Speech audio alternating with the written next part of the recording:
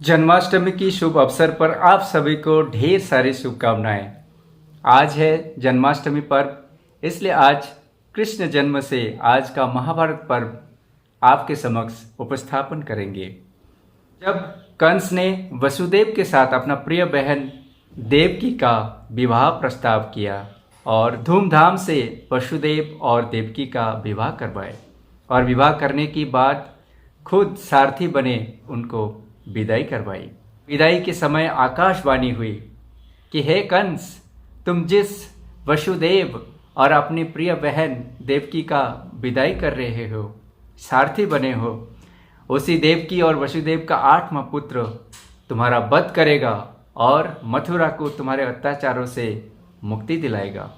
ये सुनकर कंस बड़े गुस्सा हो जाते हैं, बड़े हिंसक हो जाते हैं और तलवार निकाल लेते हैं अपने प्रिय बहन देवकी को हत्या करने के लिए। वो भाई है जो अपने बहन को रक्षाबंधन पर रक्षा करने का वचन लेते हैं और यहाँ पर कंस देखिए वो भाई है जो अपने बहन को ही हत्या करने पर तलवार लेके खड़े हो गए हैं। महाभारत का 2 पर्व आप देखिएगा, एक भाई कंस जो अपने ही बहन को हत्या करने के लिए तलवार लेके खड़े हो गए और दूसरे का धर्म निभाते हुए कंस को हाथ जोड़ते हैं, पैर पड़ जाते हैं और कहते हैं कि हे कंस, ये तुम्हारी प्रिय बहन है और उसका वध ना करो और चाहे तो हमें बंदी गृह में डाल दो और मैं वचन देता हूँ हमारा हर एक पुत्र को मैं तुम्हें सौंप दूंगा। और वो जानते हैं कि ये रघुवंश की तरह, रघुकुल की तरह इनका वचन भी एकदम 100% शुद्ध होता है। रघुकुल रीत सदा चली आई, प्राण जाई पर वचन ना जाई। और वैसे ही कंस जानते हैं कि यदुकुल में भी ऐसा ही रीति है, अगर वचन दिया है वसुदेव ने तो निभाएंगे जरूर। इसलिए इन दोनों को कारागार में डाल दिया, कारागृह में डाल दिया, जैसे वो अपने पिता को कारागृह में डाल दिया था। वसुदेव और देवकी को भी कारागृह में डाल दिया। वसुदेव और देवकी का 6 पुत्रों को कारागृह में ही हत्या कर चुके थे कंस। देवकी और वसुदेव का कष्ट का अंत नहीं रहा।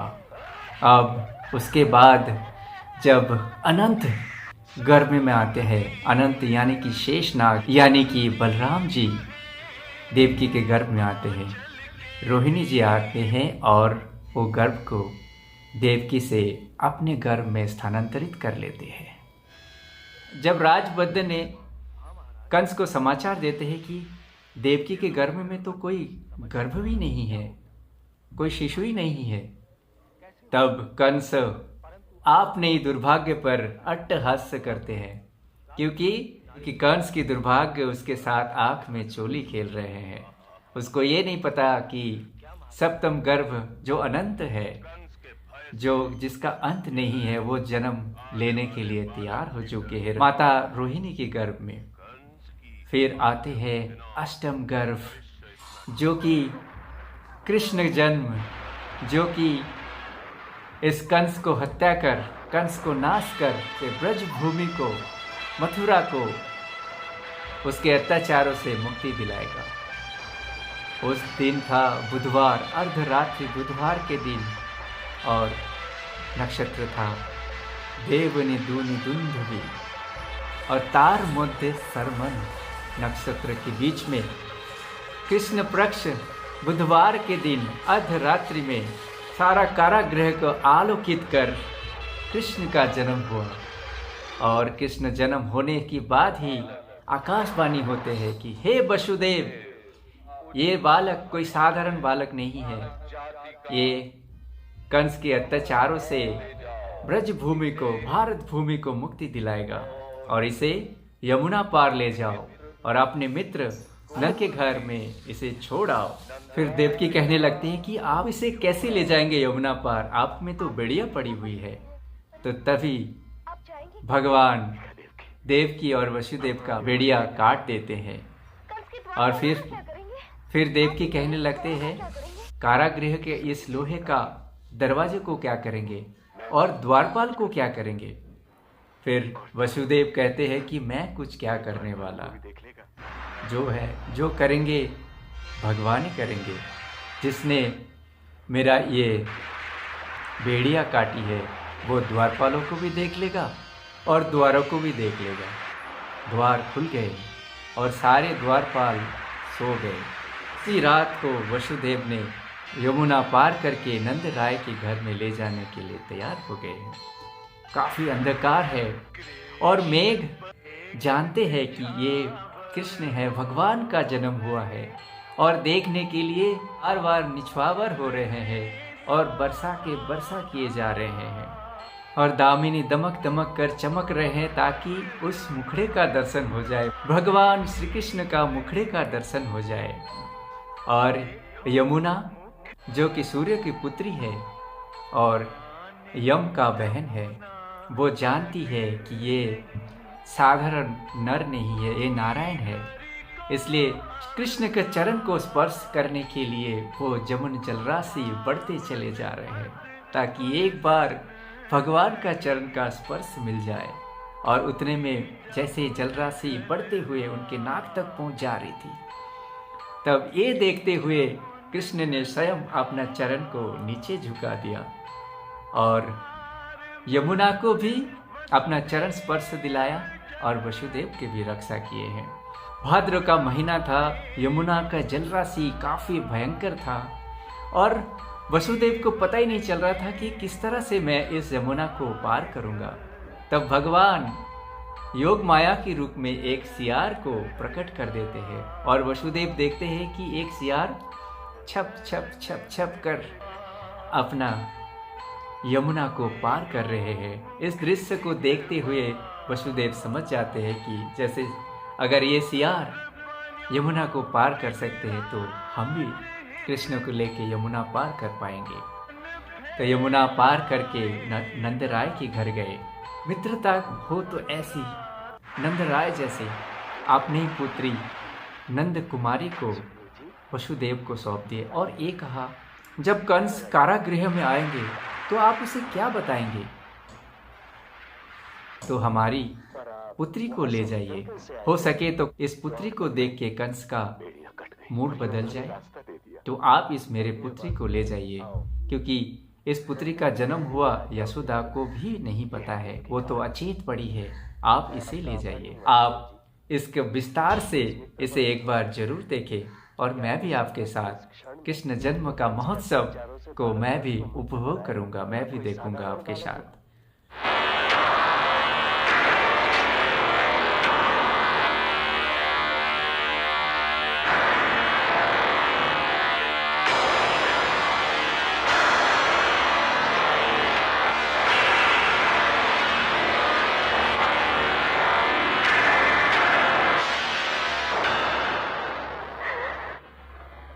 मेरी और यूं ना देखो देवकी, यूं देखना है तो ब्रह्मा की ओर देखो। मैं तो स्वयं इस चक्रव्यूह में फंस गया हूँ, जिसने तुम्हारी कोख को मेरी और अपनी रणभूमि बना दिया है। लाए अपना पुत्र मुझे दे दे। नहीं। परंतु तुम्हारे संकट का कारण तो हमारा 8वां पुत्र होगा कंस। नहीं दोगी तो मैं छीन लूंगा। इसकी हत्या करके तुम्हें क्या मिलेगा? ये तो हमारा पहला ही पुत्र है। सपोला तो सपोला ही होता है मित्र, चाहे 8वां चाहे पहला हो।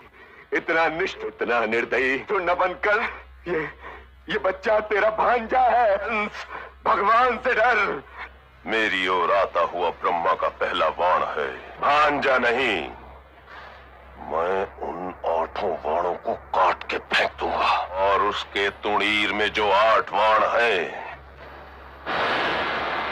अरे भांजे से तो राक्षस भी प्यार करते हैं भैया।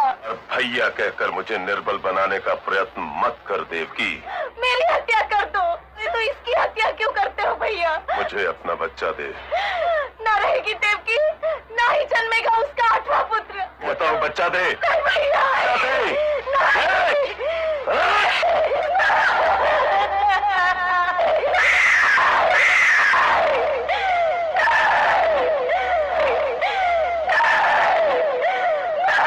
सप्तम दीप अनंत छह दीप है, वो आंचल के दीप है, बलदाऊ बलवंत। अभी तक जीवित हूँ के बाद एक 6 पुत्रों की हत्या मेरी आंखों के सामने हुई। मैं भी कैसी माँ हूँ, अवश्य हत्या होगी कि इस गर्भ में पल रहे बच्चे की भी। ना ये गर्भ मुझे सौंप। मेरा गर्भ लेने आई हो? इसीलिए आज मैं तुम्हारा गर्भ लेने आई हूँ। मैं कंस के हाथ कभी नहीं पहुंचने दूंगी तुम्हारे इस पुत्र तक। पुत्र पर तुम्हारा अधिकार मुझसे कम नहीं।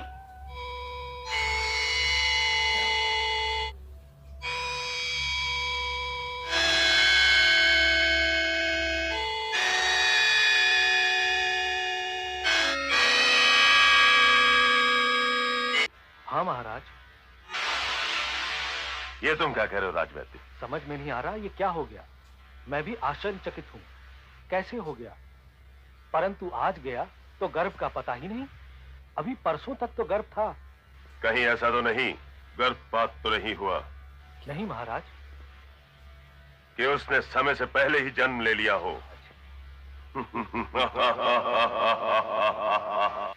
राजकुमारी की नाड़ी तो ये नहीं बताती महाराज। इसका अर्थ समझे राजवैद्य? क्या महाराज? कि कंस के भय से। इसका अर्थ ये है आने वाले बालक भी डर के भागने लगे कि कंस की आज्ञा के बिना भविष्य इतना ठीक नहीं कंस की सीमों में पांव धर सके।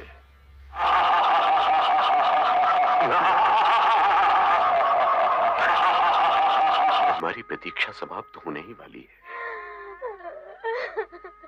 मैं भी अपने आप को ये समझाती रहती हूँ आर्यपुत्र, माँ ये समझ नहीं पाती 9 महीने तक अपने रक्त पर जीवित रखने के पश्चात क्या हुआ। मैं अपने 6 पुत्रों को रो चुकी हूँ आर्यपुत्र। भैया आते हैं, फिर इस दीवार पर रक्त का एक नया धब्बा पड़ जाता है, उसे मेरी गोद से छीन लेते हैं। इसी परिस्थिति में धीरज शब्द का अर्थ समझ में नहीं आता। धीरज शब्द का अर्थ है साहस देवी। ऐसी स्थिति में तुम्हारे गर्भ में हमारा 8वां पुत्र है। अपने बेटों पर रोने का मुझे अधिकार है, किंतु मैं तो माँ हूँ। रो, अवश्य रो। उसे मत दिखाओ। कंस को क्यों दिखाओ अपने ये आंसू? ये आंसू रुकने का प्रयत्न नहीं कर रहे आर्यपुत्र।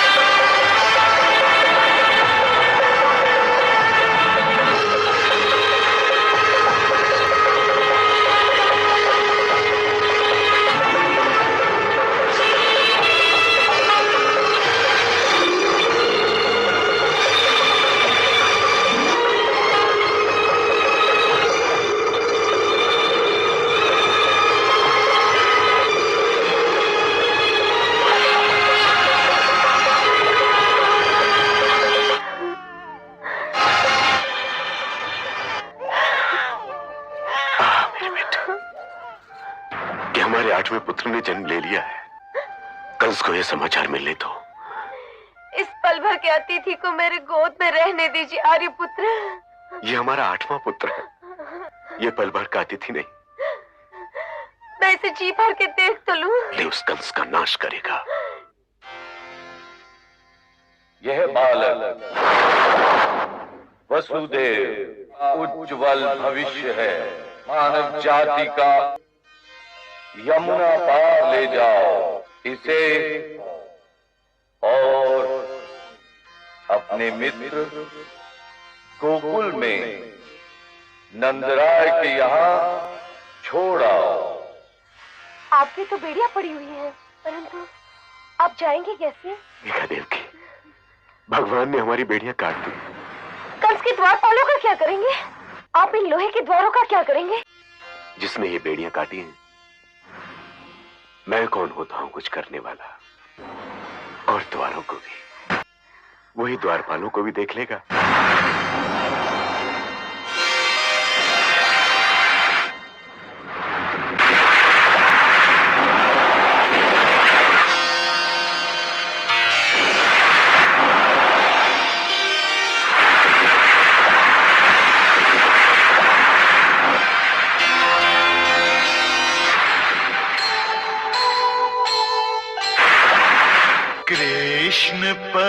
वर्ष की अष्टमी, अर्धरात्रि बुधवार, भयो कृष्ण अवतार, कारागृह में कंस के भयो कृष्ण अवतार, एवन दीन ही दुंदुभी, दित उच्च के चंद, तार मध्य स्वर मंद। हे भगवान,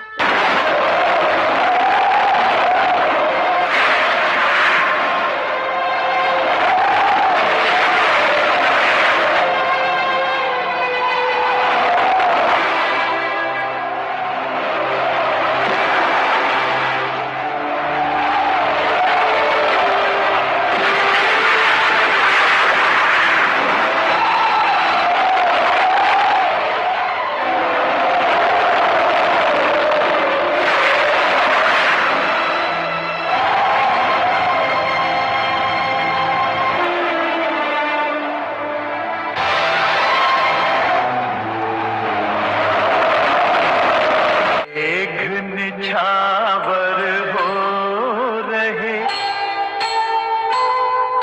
बरसे सौ सौ धार, दमक दमक दामिनी कहे, देखो मुख एक बार, देखो मुख एक बार,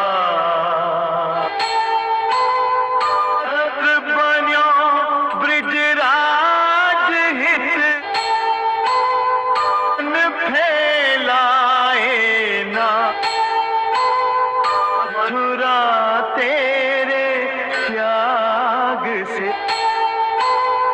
आगे ब्रिज के भाग, जागे ब्रिज के भाग,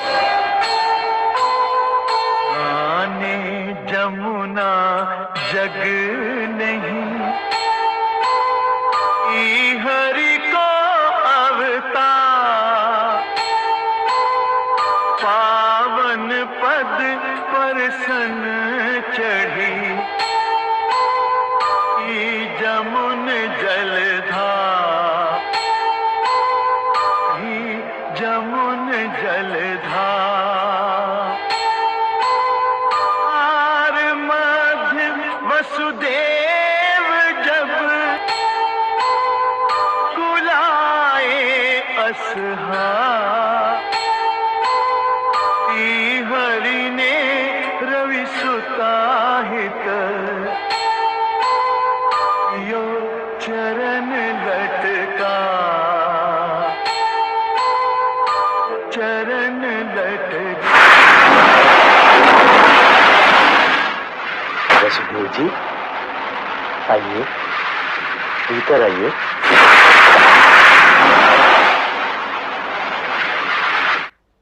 पर आप वहां से निकल कैसे आए मित्र? द्वार खुल गए, बेड़ियां कट गई और यमुना ने रास्ता दे दिया। नन्हे वासुदेव आओ, नंद की गोदी में आ जाओ बेटे। यह है देवकी का 8वां पुत्र। मैं आपका आभारी हूं वसुदेव जी, अपने इस मित्र पर भरोसा किया कि आपने संकट के इस क्षण में यही तो कंस के अत्याचारों से भारतवर्ष को मुक्त कराएगा। बालक कोई साधारण बालक नहीं, इसे पृथ्वी पर लाकर आपने और देव की बहन ने अपना कर्तव्य पूरा किया है। अब बारी है रानी की मेरी और यशोदा की। नंद का प्रणाम स्वीकार करो। ब्रजभूमि को कंस से मुक्ति दिलाने वाले नंद, ब्रजभूमि धन्य हो गई, तो यशोदा का घर धन्य हो गया देव के पुत्र।